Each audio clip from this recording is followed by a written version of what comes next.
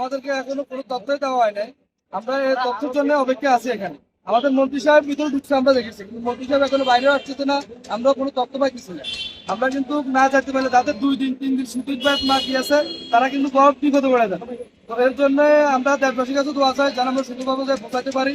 আমরা এক একটা প্রবাসী এক একটা যোদ্ধা, তো আমরা যেন সুন্দরভাবে পৌঁছাতে পারি। সবার যেন আমাদের জন্য দোয়া করবেন। আর আমরা অপেক্ষায় আছি। আমাদেরকে যদি বলে যে না আজকে সবার জন্য ফ্লাইটগুলো ক্যান্সেল হয়ে গেছে, আপনারা কালকে আসেন বা সবাই জানা দেওয়া হবে। এখন পর্যন্ত এরকম কোনো নির্দেশনা আমাদেরকে দেওয়া হয়নি।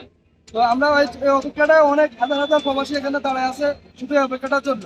এখন আমরা যদি চলে যাই, পরবর্তীতে যদি ফোন আসে যে আপনার ফ্লাইট চালু, তখন আমরা তো আরো বিপদে পড়ে যাবো। আমরা আসতে রাস্তাতে যাম, আসতে পারবো না, কিছু করতে পারবো। এই কারণে আমরা অপেক্ষা আছি। আমাদেরকে এখান থেকে বলা হয়েছে যে আজকে আর কোনো ফ্লাইট হবে না, 24 ঘন্টা ফ্লাইট।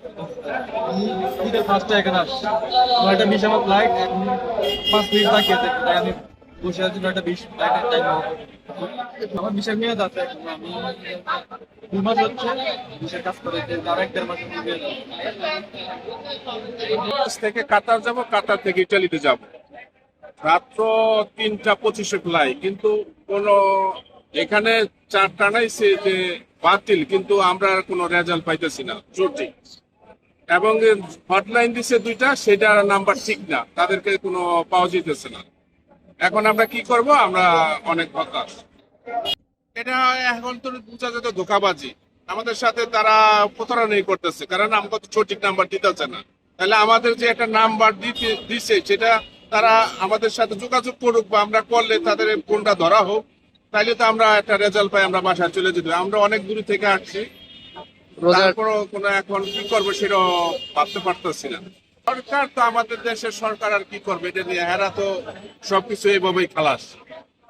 এদের এইসব নিয়ে চিন্তা ভাবনা নেই। আমরা কি করব, কি ভাববো, বা আমাদের কোনো ভালো একটা সুস্থ পরিবেশে আমরা এখন কি করতে?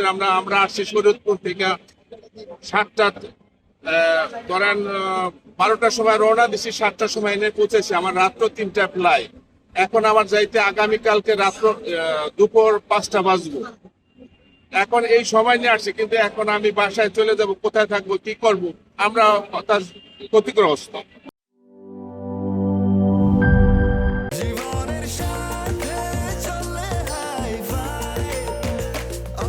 স্বাস্থ্যকর অল টাইম, সব সময় অল টাইম হেলদি লাইফ।